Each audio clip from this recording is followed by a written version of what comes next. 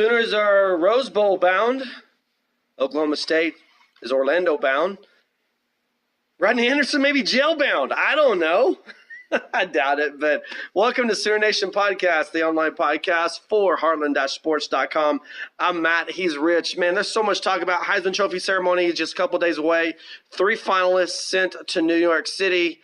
Basically, Richard's boy, Bryce Love, and last year's winner, Lamar Jackson, are there to celebrate Baker Mayfield. And I said this to you a while back. By the way, say hi. I always get started. No, man, I've been 30 seconds in, and I haven't given you any time at all. It's not going to bother me one bit. Keep going.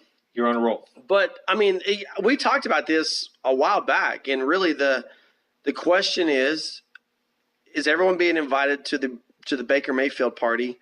And is this going to be the largest margin of victory for a Heisman Trophy winner ever? You're posing the question to me. Yeah, the reality is Baker Mayfield began to run away. That's great. He began to run away with the Heisman quite some time ago.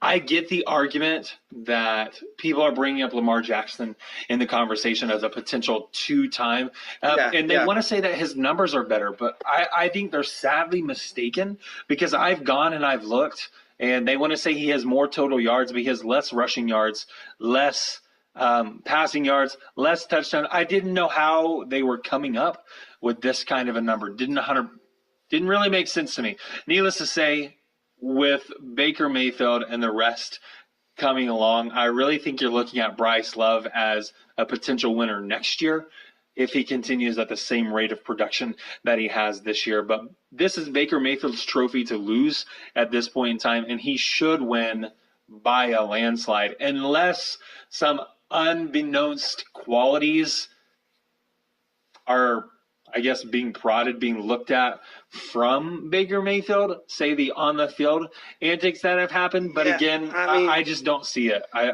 Even if that causes someone to change their vote, you can't not have Baker in your top 3.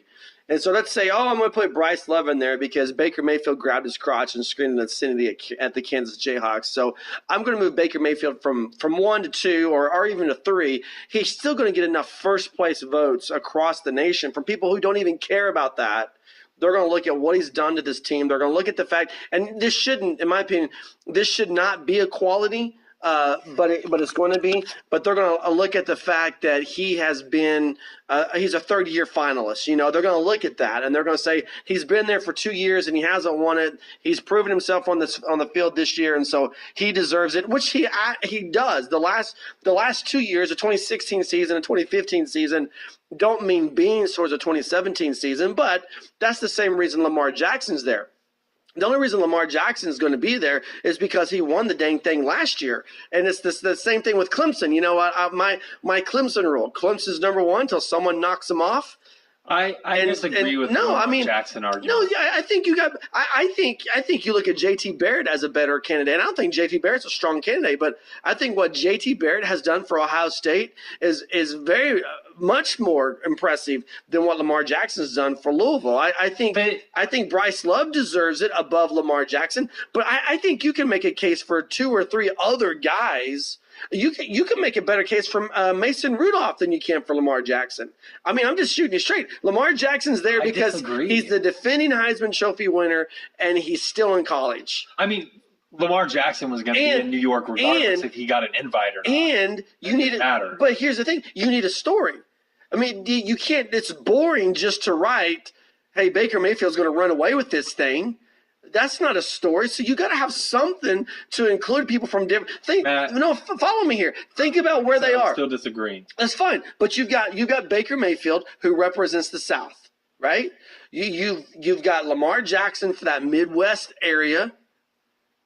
And then you've got Bryce Love out of the West Coast. You got to have something because this is a big deal. You know, you got to have some people. California's going to tune in because of Bryce Love. Kentucky, the SEC conference is going to that area. And I know Lamar Jackson's not in the SEC, but still he's in Kentucky. You've got the ACC, East Coast. They're going to tune in for Lamar Jackson. Should a guy like Smith, linebacker from Georgia, have been included in the conversation this year? Here's the thing. The Heisman Trophy is an offensive award. I know it's supposed to go to the best all-around football player in the country, but it goes to an offensive player. And you have to be like not Desmond Howard. Charles Woodson was the last defensive guy to win it. You've got to be spectacular. And why did Charles Woodson win it? Because he could return punts. And so I think you have to have a phenomenal, not a great year, a phenomenal defensive year. Jadeveon Clowney was really the last defensive guy that I thought deserved a chance to go to New York City. So my answer to you is no. I don't think so. Let's hop back just a little bit. Lamar Jackson solidified himself as one of the best collegiate football players in the country. We saw that last season. He continued at that same clip this year. And the reason I'm arguing for Lamar Jackson over these other names that you have mentioned is because who does Lamar Jackson have around him? He doesn't have the same talent pool that JT Barrett plays with on a daily basis and every weekend competes with. Mm-hmm. Lamar Jackson's basically this one-man wrecking ball. He's either going to win the game or he's going to lose it. It's not riding on the shoulders of a running back. It's not riding on the shoulders of the defense. It is the Lamar Jackson show in Louisville. You don't get anybody else. I mean, here's the thing. I mean, is CeeDee Lamb great? Or does Baker Mayfield make him great? Is Mark Andrews great, or does Baker Mayfield make him great? Are Oklahoma's running backs really that good, or is it just that the offense with Baker Mayfield spreads everybody out, that it creates – It is some of it by design. So my question – I guess what I'm saying is you can make that argument about any guy who goes to New York City. You know, you can make that argument. I feel like what JT Barrett has done for Ohio State, which, by the way, Ohio State got completely hosed out of this playoff deal. We'll talk about that here in a minute. But Ohio State should be in the playoff. And I went a long way around to that. After they lost to Iowa, I thought they were done, dead in the water. I thought the Big Ten was done, dead in the water. And then Alabama loses to Auburn, which I never thought would happen. I mean, but JT Barrett should have got Ohio State in the playoffs. He deserves a trip to New York City. In my opinion, he's Louisville wasn't even in contention for the ACC. I just feel like there's way better arguments out there than Lamar Jackson, but you got to have a story, and the potential of a two-time winner is the story. You got to have a story because he's the guy who won last year. You got to have a viewers, eyeballs on the television. So you have Bryce Love, who does have a better on the field argument than Lamar Jackson. You have Bryce Love coming, so you get the West Coast viewers. Like I said, Baker Mayfield represents the South Midwest. Lamar Jackson, he's got that Midwest and the East Coast, tweener area, and then Bryce Love's bringing in the West Coast. That's all it is. It's just for eyeballs. This is Baker Mayfield. Baker Mayfield has not done anything on the field or off the field to lose this trophy. If Jameis Winston, if Johnny Manziel, if they can win this trophy, there's no reason why Baker Mayfield can't. I did hear a comparison between Baker Mayfield and Johnny Manziel, and it's that Baker Mayfield actually takes preparation seriously, right, whereas Johnny Manziel did not. Yeah, there's not. I don't feel like there's. When I think we've talked about this, I think the better comparison, really, if you want to compare Baker Mayfield to a former smaller sized quarterback, then you can go with Drew Brees a lot better than you can go with Johnny Manziel. Honestly, I mean, is Drew Brees a decent runner? He was mobile, and when he played at Purdue, he was very much like what Baker does. I don't watch the NFL. I don't claim to have any knowledge of what those players are capable of outside of what they're doing fantasy numbers wise. I mean, that's really the extent of it. You got to have your FanDuel numbers, right? Yeah. By the way, that's a free plug. We'll bill you later, FanDuel. He's Rich. I'm Matt. Sooner Nation Online Podcast, heartland-sports.com. Thank you for those of you that are following us on Facebook Live. Also, I want to say those of you that catch us on iTunes or at TalkShoe, or if you just watch us on the YouTube post at heartland-sports.com. Thanks for tuning in with us. College football playoff, I was out of the country, but we saw it get set.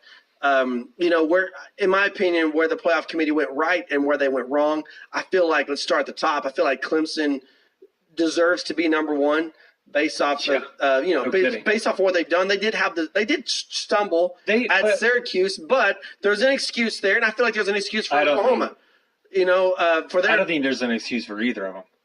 You don't think missing their starting quarterback? Here's the thing: as I get where you're going with the argument, but the reality is football programs want to control their own destiny. Right. And when you lose a game, you instantly, Nick Saban said this even, you instantly put your fate in a person who is erroneous, if we can use that term. Is that a right term? I don't even know what that means. Erroneous, maybe?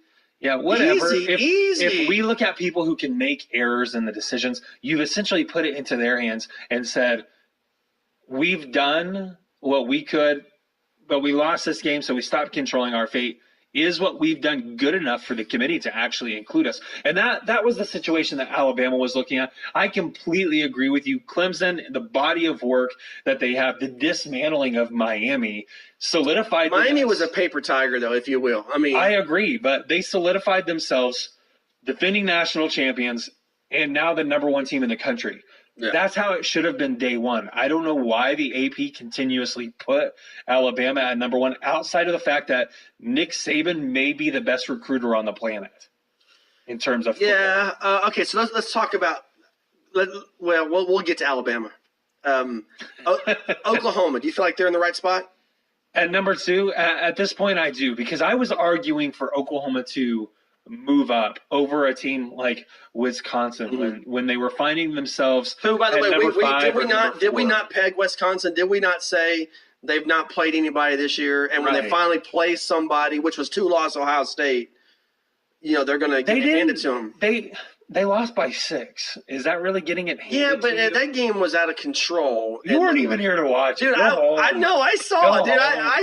I talked about it. I saw the games. But that game was – I feel like that game just kind of got out of control. Ohio State lost interest, and if they wanted to, they could have – but maybe they should have. Maybe if they would have run the score up more – I don't know. I feel like they would have got it. I don't think they were impressive enough over Wisconsin. The conversation we're quickly leading to is Alabama. Yeah. Because there are different scenarios that played out that led us to why Alabama's in. Oh, by the way, David Gill on Facebook says Baker hands down, which I agree, and I think that the entire nation agrees with you, David.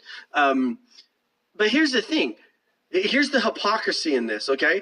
The hypocrisy is not in – It's not in, people talk about Nick Saban and his quote last year, because Ohio State thought that they should have been in, but they didn't. And Nick Saban says, hey, you should win your conference to play for the national championship.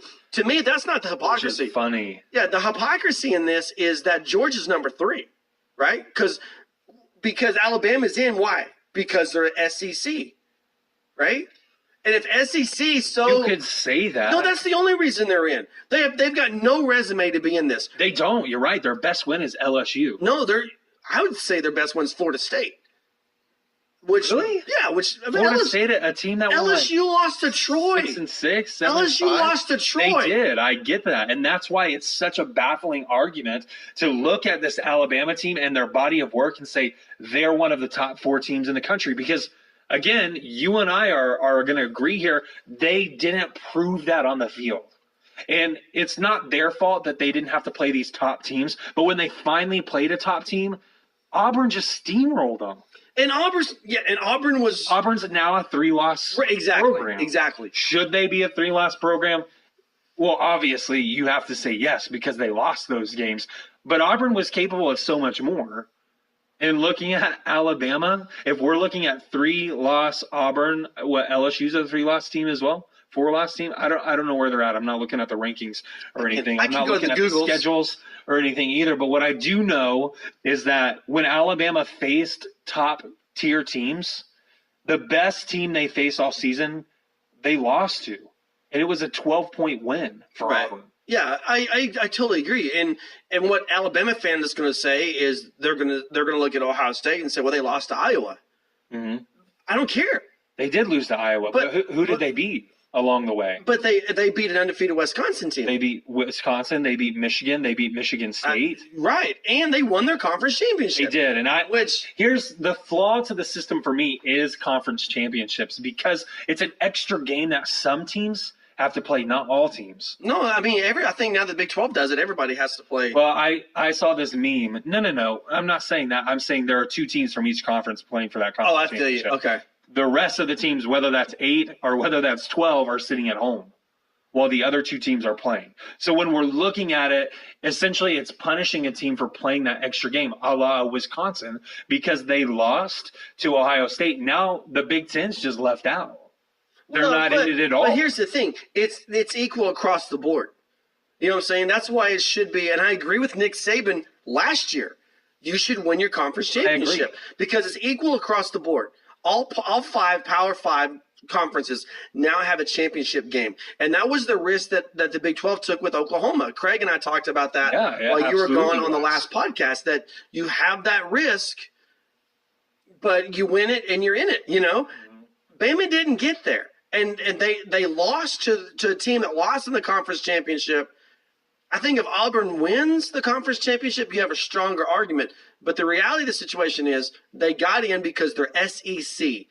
And if SEC is so great that you have to have 2 teams in there, why is Georgia number 3?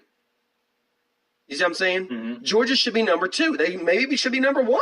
It doesn't matter if they're 2 or 3, though. You've still got to play the same team. When I'm looking at the college football playoff, when I'm looking at the 1 through 4 of the playoff, the most interesting game is going to be Oklahoma, Georgia. I think we can all agree on that. It's not an original thought. Everybody's publishing that at this point in time. And when you're looking at Clemson, Alabama, they're both going to run the ball. That's going to be a fairly boring game. A game that reminds me of the BCS championship when LSU and Alabama played one another basically in back-to-back games. Yeah, but Clemson can go over the top. I mean, they can. And here's my point is that of the 4 teams in the playoff, which I said a couple weeks ago that it was going to be Oklahoma and Clemson in the playoffs. What are you doing? I'm going to keep it awake, man. Don't touch my phone. Stop it. Anyway, I said it's going to be Oklahoma and Clemson in the championship game. I called that.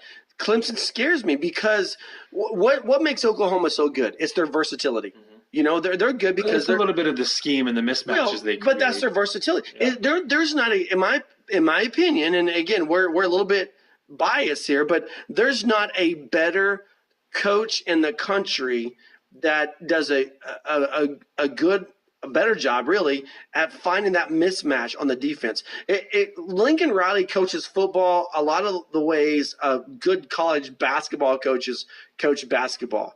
You find that mismatch and you exploit it, right? It's 5-on-5. You're going to have a mismatch somewhere on the floor. You find it and you exploit it. Well, Lincoln Riley takes that mindset into college football, and he says it's 11-on-11, but we're going to find the mismatch and we're going to exploit it, whether it be busting through the offensive, with your offensive line, busting through that secondary into linebackers and using your running game, or a linebacker trying to cover Mark Andrews, by the way, the Mackey Award winner this year, or whatever it is. Lincoln Riley finds that. He finds that mismatch and he exploits it, and Oklahoma can do it. Think about what they can do. You put Demetri Flowers on the field, you put Mark Andrews on the field, and you can go, if you wanted to, you can go everything from the diamond to a power I to a 5-wide set with the same personnel on the field. And what's great about it is if you want to be versatile, and we see Oklahoma do this, change their fronts, change their schemes, change what their base is. And if you don't change players, then the officials are not required to allow the defense time to change players. The only other team in the playoff that can do that is Clemson. And that's why Clemson scares me. Yeah. I think Oklahoma and Clemson. Now, here's the difference between this time, because if Oklahoma and Clemson play each other, the difference is going to be, that it's the third time in 4 years. But the difference between this time and the first 2 times is going to be what happens in the trenches. I feel like Oklahoma is the first 2 times Oklahoma played Clemson, particularly the second time in the playoff, Oklahoma was just manhandled in the trenches, both sides of the ball. I don't think that's the case this year, but you gotta take care of Georgia first, and we have plenty of time to talk more about Georgia. But we're agreed that Bama is just in because they're Bama? Is that? Yeah, it is because of a name. You talk about going into a store and purchasing a product and paying a little bit more when you buy that brand name. Let's take cereals, for example. Everybody loves cereal, right? So if I'm going to go in and I'm going to get me some Lucky Charms, or I'm going to get like that off-brand Charmos, or I have no idea what it's called. If I'm going to get the off-brand, it's significantly cheaper. But that Lucky Charms is so recognizable, as I just proved, because I couldn't even remember the name of the off-brand. That's the exact reason. I know the off-brand for Captain Crunch just because my daughter eats it. It's Marshmallow Mateys. Oh, yeah? Just saying. It's Marshmallow Mateys. Are you sure that's Lucky Charms? Because I eat those all the time. That sounds really familiar. Is it Lucky Charms? Yeah, Marshmallow Mateys? I thought it's Captain Crunch. Yeah, no. See, I'm wrong then. Well, my daughter eats one of those. Okay, so we've got Oklahoma, Georgia, and we've got plenty of time to talk more about that. College football playoff. Let's jump into Rodney Anderson. I hate this situation. I hate what's going on. And here's I just hate approaching, especially in today's age. I hate approaching these subjects, right? Because unfortunately for Rodney, this is you're guilty. It's guilty until proven innocent. And even if you're proven innocent, you're still guilty in the minds of the public. I don't know, man. I really think there's so much been out about this story already that you've got to wait until Rodney goes to court, really, to see if there's anything to file charges. But based on the information that's out there and a little bit of hearsay, you kind of got to feel like this is a bad rap for Rodney. I mean, that's my stance on it. Yeah. Now, all that said, here I'm going to say this: if there's actually evidence out there that Rodney Anderson's guilty of this, then he's got to be gone. I really feel that way if he's guilty. But that said, also if there's no evidence and this is just what the rumors say it is, there's got to be some sort of criminal punishment. I mean, in today's culture, you can't just go out and say this and say this and say this, and if it's not true, not live with any ramifications. We have to culturally begin to put ramifications out there for false accusations, in my opinion. But we just don't know. But let's talk. Well, go ahead. I interrupted you. No, you didn't interrupt me on anything. I was going to tell you that I went ahead and pulled up a report because this is a developing story. It's currently going on.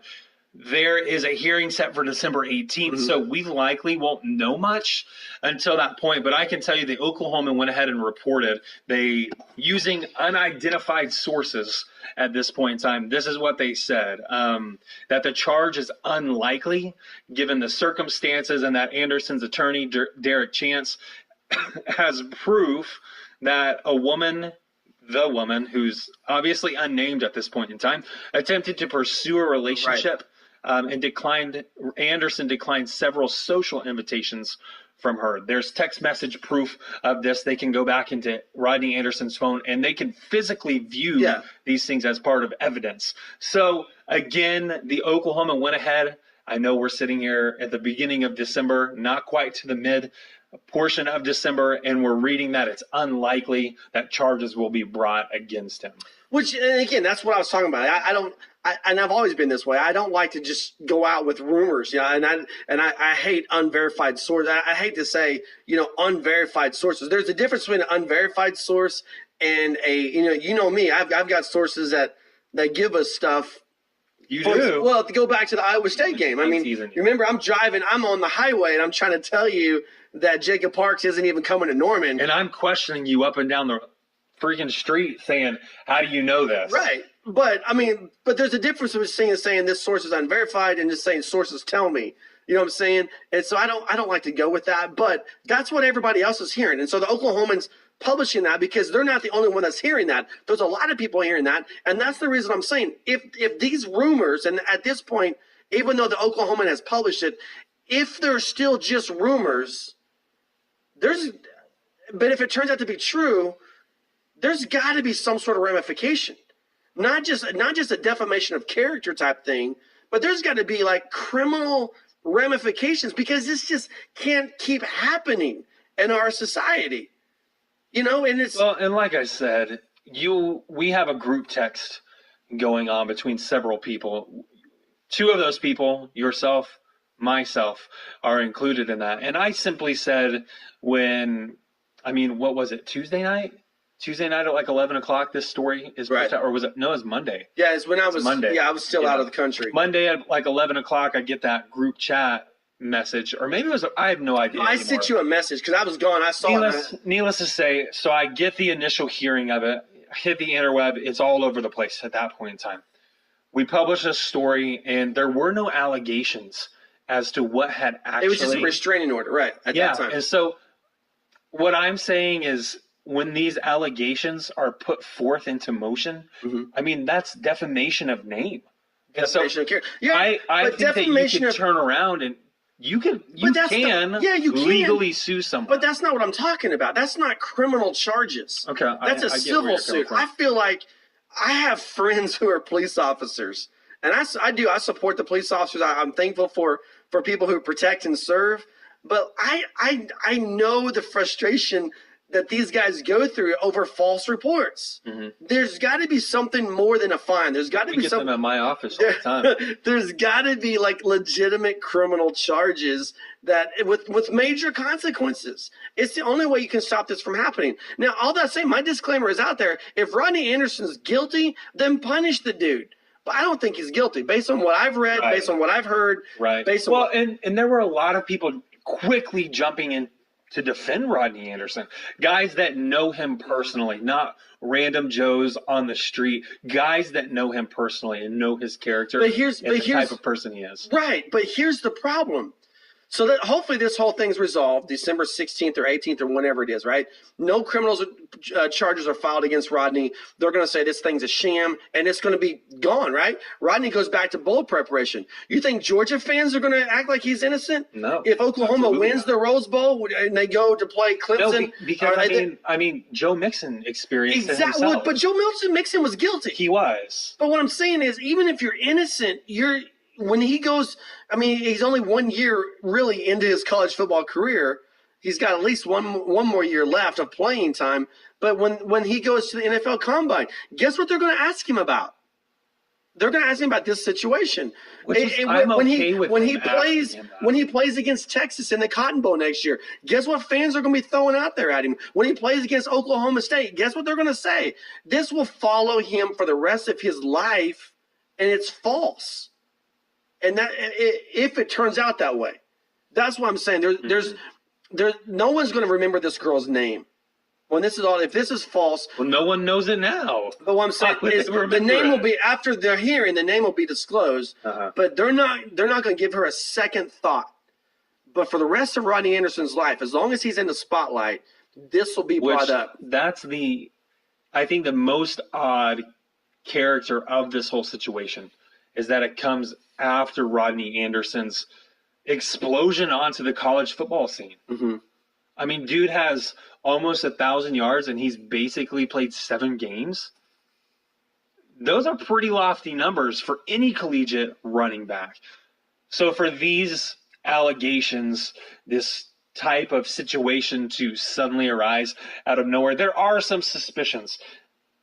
The way that things are currently unfolding, I get why the Oklahoman's publishing an article like that, saying that charges are unlikely given the circumstances.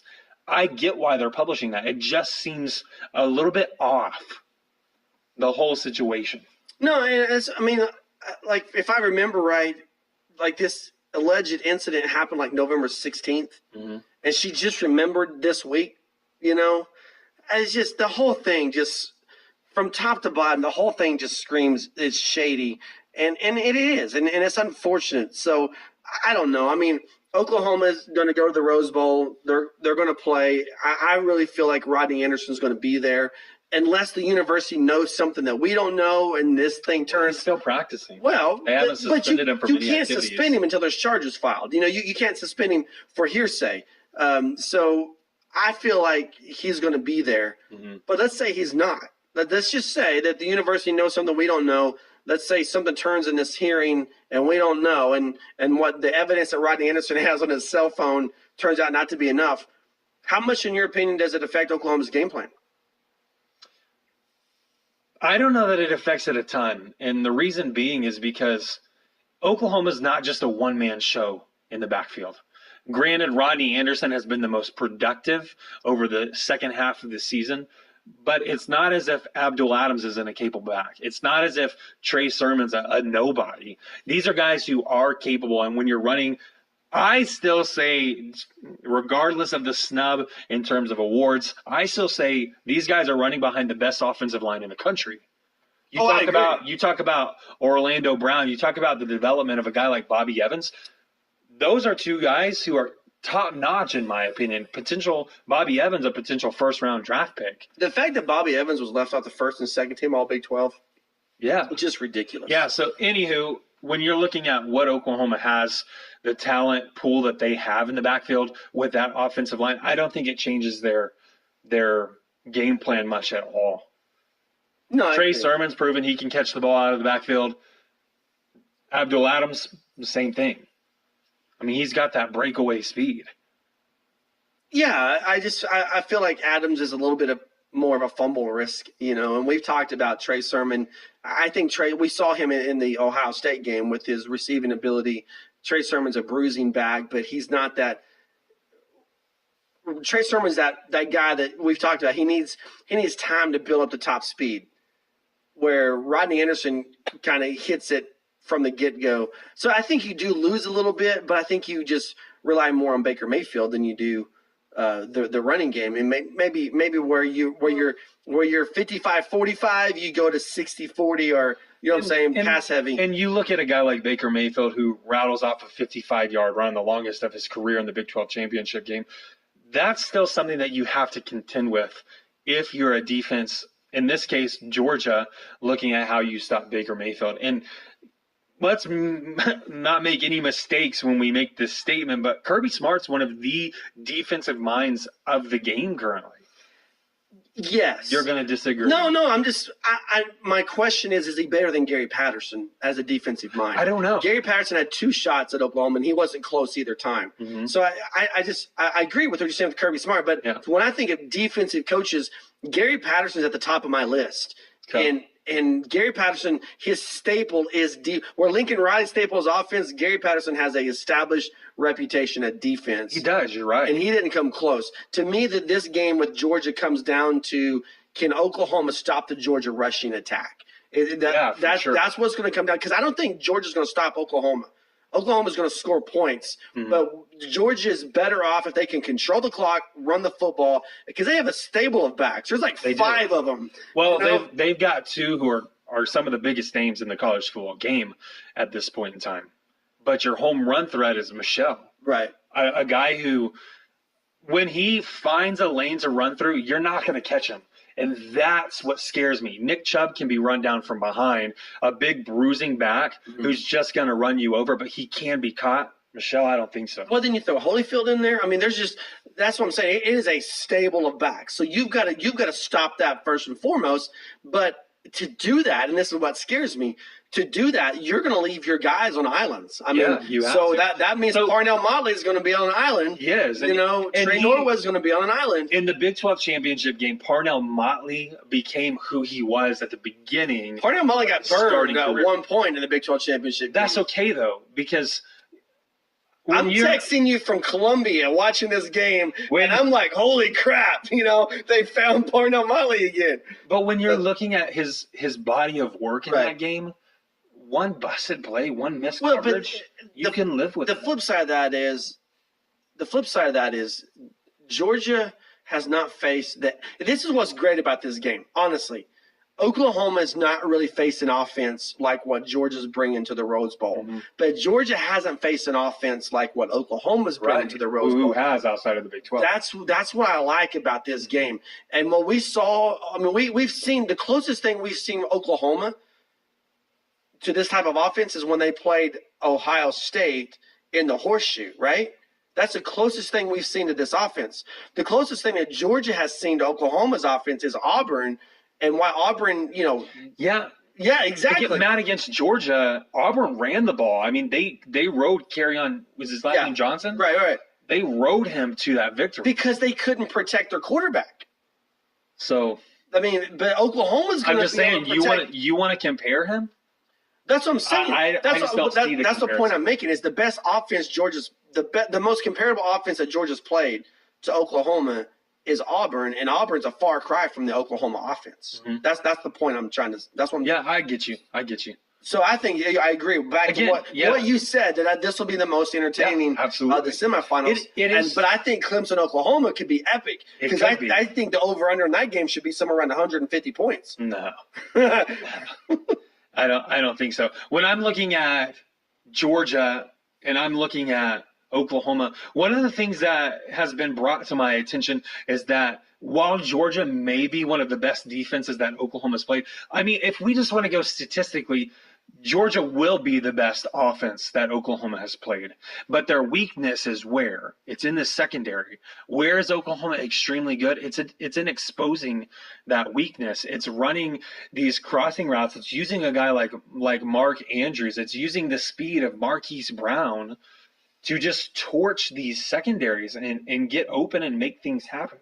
But here's what I'm going to say. Okay, yeah, I interrupted you. Go ahead. I'm just saying Oklahoma is going to attempt to exploit that weakness in Georgia early. And for sure. Georgia better be ready. And Georgia may have a linebacker issue as well. Yeah, I know. Well, here's what I want to know is how good are Georgia's linebackers in coverage? Because you don't see this type of an offense week to week in the SEC. So can these linebackers drop into coverage and make something happen? I think they've got the talent to. Have they ever been asked to, and how will they execute? That's what's really going to matter. Here's something, and we're talking way more about Georgia, Oklahoma than what I intended us to, but that's okay. The thing about it is Oklahoma, in bowl preparation, Oklahoma is going to have to get more physical. Right? They've got to get ready to be physical because whoever they play, if they play Georgia and win, whoever they play in the second round and the championship game is going to be every bit as physical as what Georgia is. So Oklahoma is going to have to get physical, right? But here's what Georgia has to do. Georgia has to teach their linebackers to cover. So you've got to teach your linebacker. In the SEC, it's just straight downhill. You're filling gaps. You're stopping runs, right? Now you've got to work on play action. You got to work on backpedaling. You got to work on pivoting your hips. You got to work on turning and swatting. You got to work on so much more than what Oklahoma has to do. Oklahoma, you hit in practice, and you just hit and you hit and you hit to get physical. It's not like Oklahoma's not physical. You know what I'm saying? Mm-hmm. But I think it's a lot less technique that Oklahoma has to learn than what Georgia's going to have to learn. And I think that's an advantage Oklahoma because what you're saying, you've got two corners. Okay, so you're going to cover Marquise Brown. You're going to cover CeeDee Lamb. Who's got Mark Andrews? Mm-hmm. You know, who's got Dimitri Flowers coming out of the backfield? Or Jeff Badette. Who's got Jeff Badette? You know, if Oklahoma goes 5 wide, spreads this thing out, which they will, that's going to put Georgia. Then the next best thing you can do is blitz and get to Baker Mayfield. And you got the best offensive line in the country that you got to get through in order to do that. So I really like Oklahoma in this matchup. What scares me is Georgia's just going to pound it. Mm-hmm. And it's going to be – their game plan will be very much what Auburn's game plan was a year ago in the Sugar Bowl. And Oklahoma was able to handle that. With Matt Romar. Georgia – good point. And Georgia's a better running team, I believe, than Auburn was last year. Mm-hmm. But, I think you look at Marquise Overton, you look at those guys that have filled in since Matt Romar left. With the Lampkins emergence. Yeah. So there's not like there's not talent there. Mm-hmm. It's just not experienced talent like you have in a guy like Matt Romar. Right. So anyway, okay, so let's talk Big 12 bowl schedule. I think is a pretty favorable bowl schedule across the board. The one game that I don't know about, and it's just because of injury situation, I don't know about West Virginia. If Will Greer is ready to go, I think that game intrigues me a lot. I think Oklahoma's matchup against Virginia Tech. I just looked through even the weaker teams. By the way, here's what I was going to say. I just thought about that. You're talking about defenses and Georgia being statistically the best defense that Oklahoma's played. I throw that out there, and here's what I'm going to say, and it's going to make it the Paul Feinbaums of the world mad. But I think it's pretty easy to have a statistically strong defense when you play in the SEC. Don't you? Don't you agree? Matt, when I look at the SEC conference as a whole, it's not to say that they don't have talented offensive players. but the most talented player on the field is typically the running back. Granted, the SEC has, I think it's 5 starting quarterbacks in the NFL that I can think of off the top of my head. And so it's not like they don't consistently have playmakers, guys who are capable of moving the ball downfield. It's just the star on those teams. Think about how many guys from the SEC have won the Heisman. How many of them have been quarterbacks recently? Not a ton. No, I agree. So, but I feel like the SEC is the most overrated thing in sports, not just college sports. Absolutely. It's the most overrated thing in sports. 8 of the 10 teams in the Big 12 are going bowling. Is that because the Big 12 is a terrible conference? No. No, it's because they did work in the pre-conference play.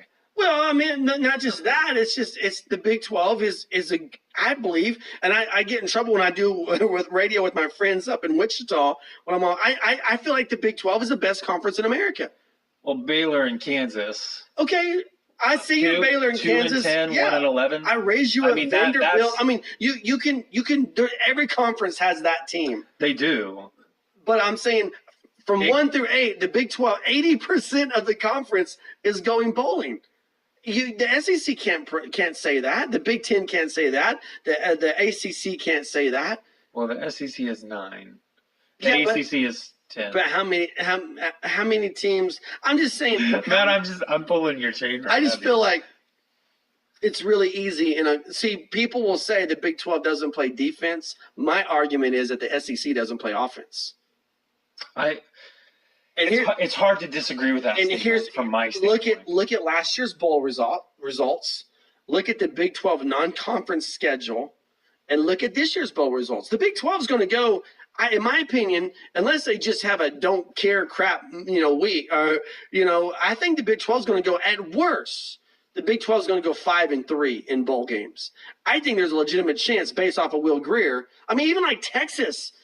I mean, Texas has a great bowl matchup. TCU has a great bowl matchup. Oklahoma State against Virginia Tech is a great bowl matchup for this conference. I think the Big 12 really has a chance to go 8-0. What were you going to say about Will Grier? Well, I don't know what his health status is. He's not playing that bowl game. For sure. That's guaranteed. What I'm reading. Okay. So that means that's a problem for West Virginia, because we saw West Virginia's offense in Norman without Will Grier, and it is not good. So that's the only thing that I throw in there then that I don't know. But I like what the Big 12 has in the bowl games, and I really expect 6-2 or better. I think 5-3 is really that margin. If you're going over, and if you're gonna make an over under on bowl records, I'd set at 5-3, and because that's the only way you wouldn't really think about taking the over. But I really think there's a legit chance the Big 12 goes 6-2 in bowl games. I mean, I don't have any thoughts. I like everybody's matchup. I really do. Like I said, before we got to talking, I told you I hadn't really looked at bowl matchups, bowl pairings.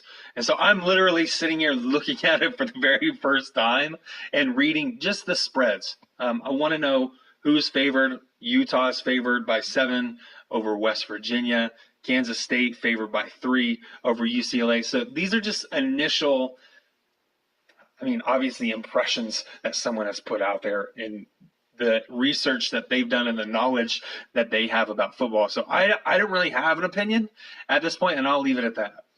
Well, I think the Big 12, I think it's going to be another good bowl season. What bowl you're looking at initially? What bowl, when you look through there, do you think, nah, not interested? I mean, for me, it's West Virginia, Utah, just because I think it will Grier. But I say Texas Tech, South Florida. But see, I like that because South Florida has a better argument to be in the playoff than Alabama does. I wish Texas would have been paired with South Florida. Yeah, I would have been interested. I wish Texas would have been paired against Texas A&M. I bet Texas South Florida would have been fun as well. But I like that game. I think there's a good opportunity there for that game to be very entertaining. But by the way, Josh Heupel going to Central Florida, I think, is a great move. Yeah. For that's 8. For Heupel. What was it? 8 consecutive coordinators becoming head coaches for OU? Well, think about this. I mean, this isn't original to me. I heard it on the radio today, but Bob Stoops fired Jay Norvell and Josh Heupel, and they're both head coaches now. And I think that's a good move. And here's why that's a good move for Josh Heupel, because Central Florida is a school that doesn't give a dang about defense. Seriously, I mean they're like Missouri or whatever, the Oklahoma State. It's hey, what can you do offensively? We really don't care to play defense. We just want to outscore people. Hey, talking about Oklahoma State, what did you think about the whole Mike Gundy Tennessee situation? I think that was a cash grab. I do too. Yeah, I mean, and it's smart on Mike Gundy's part. So I wrote the article. I don't know if you had an opportunity to go back and read it, but at the end I said, the only thing we have to say to you, Mike Gundy, is well played, sir. Yeah, I mean, well played. I think because there's not nobody wants a part of Tennessee. It's not, and Tennessee's a train wreck.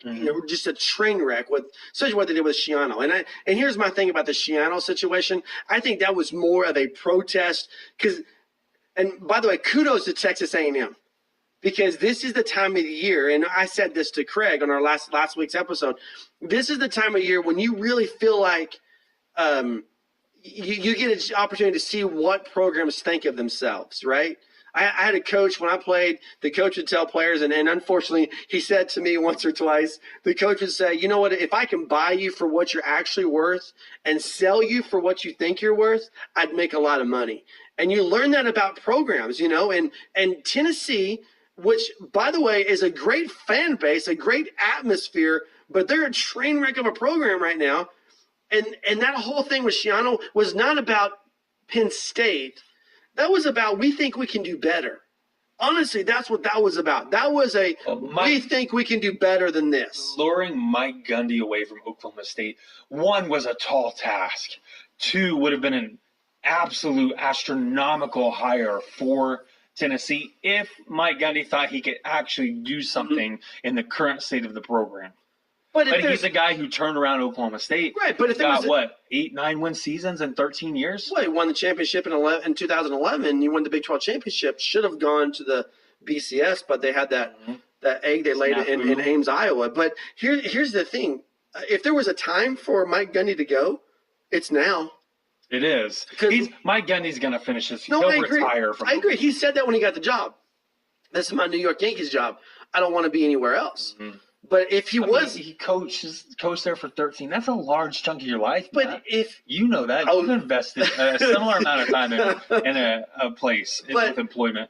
And he was a player there. No, I get it. Why do you think you're going to lure him away? But the point I'm making is he's losing Mason Rudolph. He's losing those. He's losing Aitman. He's losing Washington. He's going to be starting over next year. And so whether you're starting, if just thinking, if you didn't play for Oklahoma State, you didn't graduate from Oklahoma State, and you got to start over somewhere, where would you rather start over? Stillwater, Oklahoma, or Knoxville, Tennessee? Well, I mean, if they're going to double my paycheck, Knoxville, Tennessee, right? But he's home. That's home for him. And it's not very often that Mike Gundy gets the upper hand on Boone Pickens. It's not. Is it Boone Pickens or Mike Holder? I think it's both, but really, I think Mike Holder's a puppet and Boone is the puppet master. And Boone's writing the check. You follow the money trail. Yeah. Boone's writing the check. Yeah, no qualms there. There's no secret about the rift between Boone and Mike Gundy, right? And it's not very often that Mike Gundy gets the upper hand, but here he has it because Oklahoma State's not going to get. There's not another Mike Gundy out there, and so, hey, we're gonna have to bust out the checkbook. Hey, Mike Holder. Hey, Boone Pickens. I've got Peyton Manning. Literally have Peyton Manning on the other line. What can you guys do for me? And who was shocked? Raise your hand if you were shocked to see a contract extension for Mike Gundy with a pay raise after that. I'm not shocked by it at all. What I am shocked by is the terms that Mike Gundy agreed to. He signed that. It was like $4.125 million or whatever it was.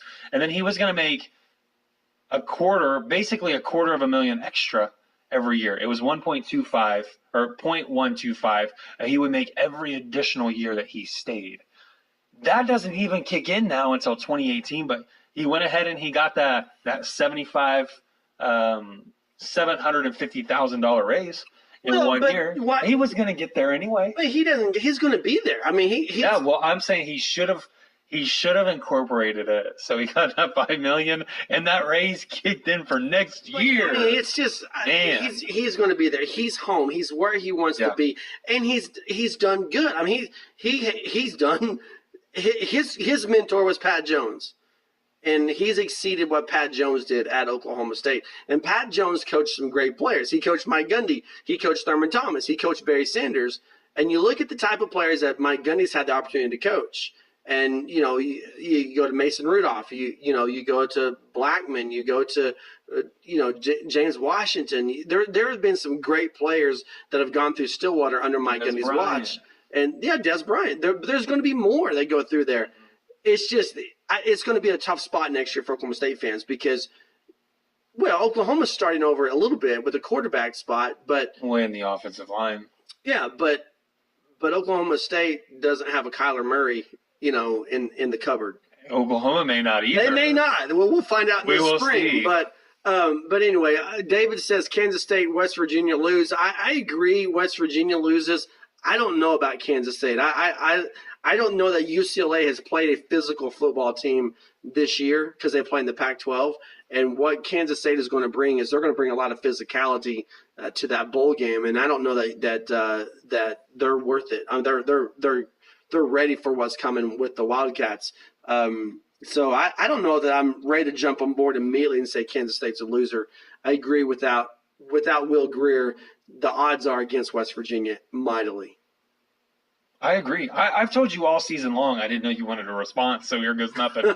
I've told you all season long, Will Grier's been the X factor for West Virginia. Mm-hmm. And without him, they lose quite a bit. I don't know if you've seen PFF, Pro Football something. They put out really just a publication that says the most draft eligible quarterbacks. Right. And Baker Mayfield's number 1. Guess who's number 2? It's Will Grier. Yeah. Number 3, Lamar Jackson. And then the rest I couldn't see because I wasn't willing to pay. So there's the spoiler if you guys are going to go and check it out. Will Grier is a good quarterback with the ability to throw the deep ball. Mm-hmm. X factor, yes. Without him, they're just in a tough spot because they lose quite a bit. All I know is people are expecting the Wildcat formation. Yeah, that's what they did in Norman. And needless to say, Utah's going to be prepared for it. The only question is, can West Virginia be more physical against Utah's front seven? Because West Virginia did have success against Oklahoma. And they play an unorthodox defense, right? Which is, it takes a little bit of adjusting. Yeah, so we'll see. I will say that of the 8 Big 12 teams, the risk of losing to me starts with West Virginia, and then I think you have Iowa State and Kansas State ahead. The next two as far as risk of losing. I very much like the Big 12's matchups in the bowl, and we've already said that. Will Grier, I believe Will Grier will be the top quarterback in the Big 12 next year. Okay. I mean, that's just if he stays. I think he stays. If he gets a first-round draft grade, he's not going to get a first-round draft grade, he's out. I don't know. I think he's one more year. I really do. I could be wrong. I thought Joe Mixon was coming back. So I've been wrong on this, but I really feel like, I feel like he has the opportunity to do for himself what Baker Mayfield did this year. Yeah, Think about it. I mean, a year ago, we're saying, Baker Mayfield. Well, you're right, Matt. You're right. I didn't even get to finish explaining it. Go ahead. My bad. I was just going to say, a year ago, we're like, Baker Mayfield, he has potential for the NFL. He'll go 5th or 6th round.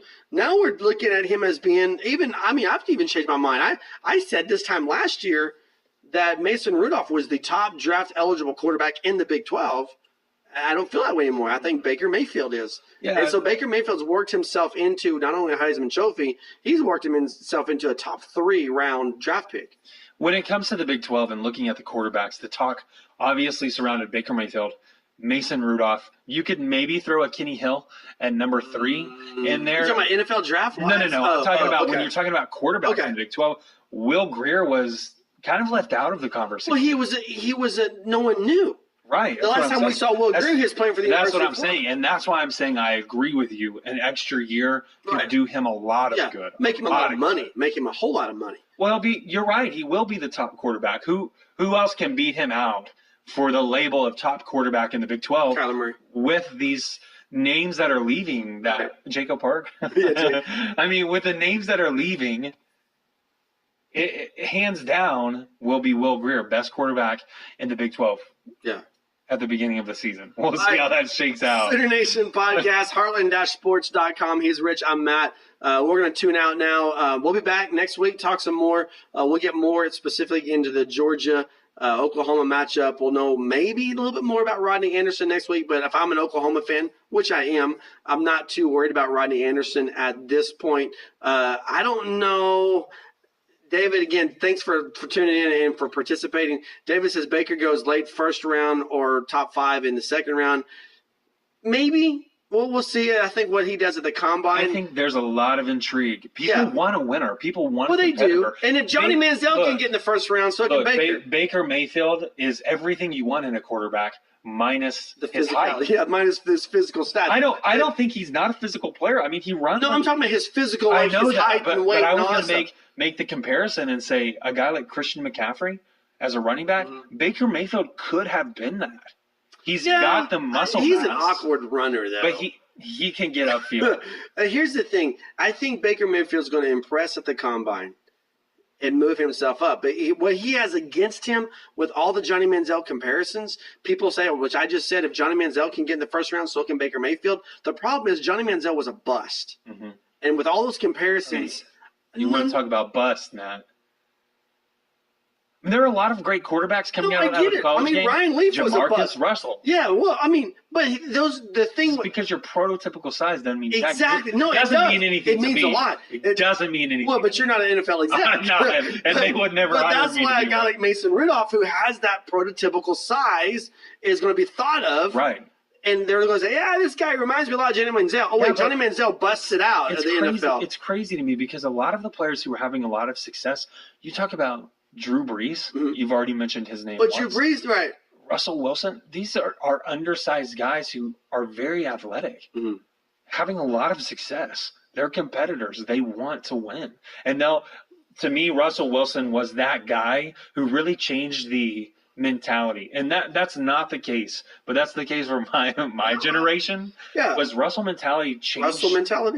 Russell Wilson changed the mentality of the way you can approach the game of NFL football. Mm-hmm. Because here's a guy who all of a sudden he can roll out and he's better on the run at making the throw than he is standing in the pocket. That's the thing. See, Johnny Manziel, what he tried to do in the NFL was play like he played in college. Just make things happen, which Baker Mayfield's going to have to not do that. And we've seen that this year. We've seen him try to make things happen when there was literally no other option. But think about 2 years ago, it was just run the ball, tuck and run. Out of the top 14 quarterbacks, this is going back to that PFF listing. Mm-hmm. They went into time it took a quarterback to throw the ball. Baker Mayfield was number 14 out of 14. At just over 3 seconds. See, Baker Mayfield, and this is what I'm talking about. Baker Mayfield, his eyesight, and we've seen this change, but vision for a quarterback is supposed to be short to long, right? Mm-hmm. But Baker Mayfield's long to short. Short, yeah. And you can go back to the Houston game last year, and they lost to that season opener to Houston. He came out and said that. I was looking downfield more than I was looking, at for what was available. Exactly. And so we've seen that begin to transition with him. But that's going to be where the next big step is to do that on the NFL level. I think a situation, for example, like I'm just going to throw this out there, like a Green Bay, where you've got an aging Aaron Rodgers, something like that, where you can bring in Baker Mayfield and let him play backup for a couple of years and then make that transition. I think would be a great situation. Well, Cleveland wants him now. So. No, Cleveland is where quarterbacks go to die. Okay, your career ends in Cleveland, and they've got a young quarterback anyway. So I don't know that Cleveland takes him. Yeah, they want to get rid of him. Well, no one's going to take him. That's the thing. And so, I mean, Cleveland is the worst case scenario for Baker Mayfield. I like Miami. Well, that's what I was about to say. I like a situation like Miami. You got a lot of money tied up in Ryan Tannehill. NFL contracts are not guaranteed. Well, and he can move over and play wide receiver again. No biggie. No, I'm so frustrated about my Dolphins. But again, Ryan Tannehill, an injury-prone quarterback, you got a lot of money tied up in him. How long do you want to keep him? Mm-hmm. You bring a Baker Mayfield in and begin to groom him. That's a good place for him. You've got a good core of receivers in Miami. New Orleans would be another situation. You've got an aging Drew Brees. So a situation for Baker. What about New York? No, because both New Yorks are looking for a new quarterback next year. You think so? Oh, I definitely think so. We're not talking about the NFL on this podcast, but with the Giants situation and the way that went down, Eli Manning's playing one more season, whether you like it or not, whether I like it or not, whether anyone in the country no one in New York likes it. I tell you that. It doesn't matter. But I'm he's saying playing this, one more season. Both New York franchises are disasters right now. I agree. If you're Baker Mayfield, the competitor in you wants to go and play immediately. But the realist in you, the prognosticator for your future, wants you to come in there, hold a clipboard, play backup for 2 years, and then take the reins when you're ready. And that's the best situation for Baker next year. Hey, we're over time. He's Rich. I'm Matt. Heartland-sports.com. Facebook, David and Tristan and all those other people on Facebook, thanks for participating. Hit us up with your comments later on. We'd love to know questions and suggestions. Heartland sports.com is the website. Heartland_sports at yahoo.com. If you want to hit us up on email, sportsheartland on Twitter. Send us your thoughts and we'll hit you up. Talk to you guys later on next week. Have a fantastic weekend, everybody. Time has come.